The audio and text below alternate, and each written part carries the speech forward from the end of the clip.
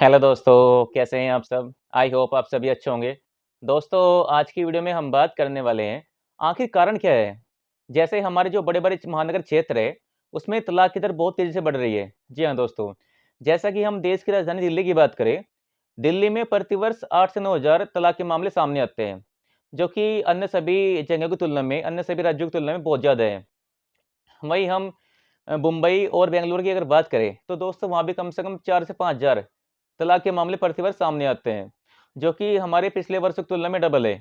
तो दोस्तों कारण क्या है इनका कि तलाक के कारण मामले बहुत ज़्यादा सामने आते हैं। तो दोस्तों आज की वीडियो में इसके बारे में बात करेंगे कि तलाक के कारण क्या है दोस्तों। जो संभावित कारण है, उनके बारे में आज हम बात करने वाले हैं। तो दोस्तों जैसा कि हमने अध्ययन करके ये पता चला गया है कि जो सबसे तलाक का प्रमुख कारण है, वो है शादी के बाद में स्पाउस के अन्य व्यक्ति संबंध होना, यानी अवैध संबंध, यानी एक्स्ट्रा मैरिटल अफेयर।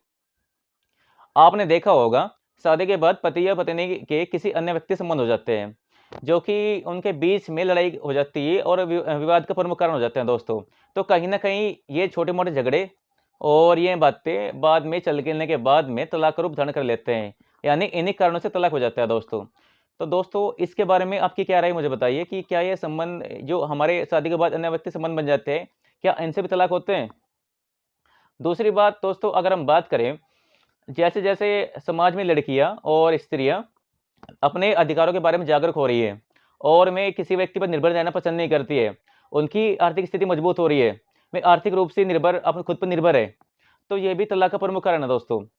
क्योंकि जैसे शादी होती है, शादी के बाद पति और पत्नी में से कोई लड़ाई या झगड़ा हो जाता है दोनों के बीच में, तो लड़कियाँ उसके साथ रहना पसंद नहीं करती है। उसको छोड़कर चली जाती है कि मैं बिल्कुल कब जॉब करूँगी और खुद पे सेल्फ डिपेंड हो जाती है दोस्तों में।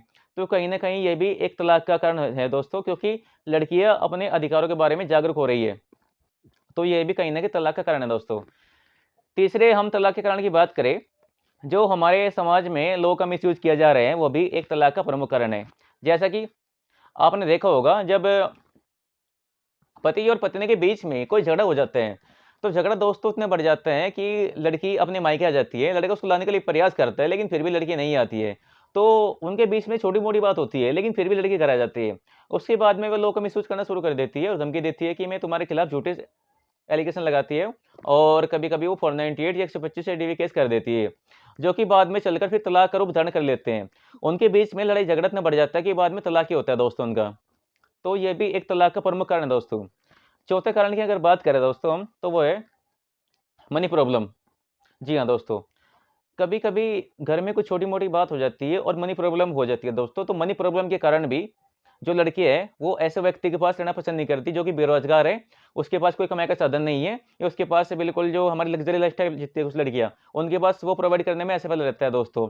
तो कहीं न कहीं इसकी वजह से भी तलाक होता है दोस्तों, क्योंकि कुछ लड़कियाँ होती है जो उनका जो लग्ज़रियस लाइफ़स्टाइल होते हैं, उसको फुलफ़िल नहीं कर पाते हैं वो लोग और इसके भी बाद में फिर उनका तलाक हो जाता है दोस्तों।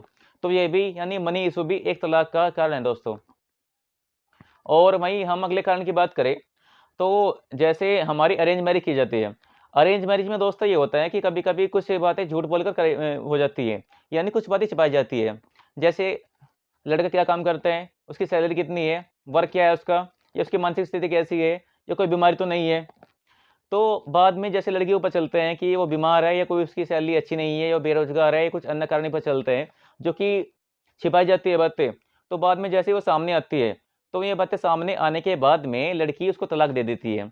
तो ये भी एक तलाक का प्रमुख कारण है दोस्तों, क्योंकि कुछ बातें छिपाई जाती है, तो इसके कारण भी तलाक बहुत ज़्यादा सामने आते हैं दोस्तों।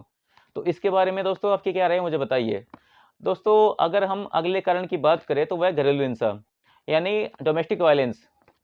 पति और पत्नी के बीच में जो घरेलू हिंसा कारित होती है दोस्तों, वो भी तलाक का प्रमुख कारण बन जाती है। यानी उनके बीच में तलाक होने की फिर गुंजाइश बहुत ज़्यादा बढ़ जाती है। अगर उनके बीच में कोई हिंसा होती है, तो उसकी वजह से भी तलाक हो जाते हैं दोस्तों। अगले कारण हमारा दहेज।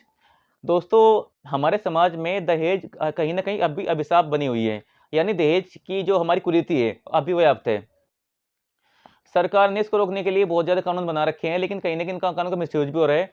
तो फिर भी लेकिन समाज में जो हमारी दहेज प्रथा है, वो अभी भी व्याप्त है। शादी के बाद लड़कियों से कहीं न कहीं दहेज की माँग अब भी की जाती है, चाहे वो किस रूप में की जाती है दोस्तों। तो इसके कारण भी दोस्तों तलाक के मामले बहुत ज़्यादा सामने आते हैं। तो दोस्तों ये कुछ प्रमुख कारण मैंने बताए हैं। तो अगर आपको लगता है कि संभावित कारण ये भी हो सकते हैं तो हमें बताइए दोस्तों। तो दोस्तों अगर आपको मेरी ये वीडियो अच्छी लगी तो कृपया कमेंट करके मुझे बताइए, और अगर आपको मेरी वीडियो अच्छी लग रही है तो मेरे चैनल सब्सक्राइब कीजिए, वीडियो को लाइक कीजिए। धन्यवाद दोस्तों।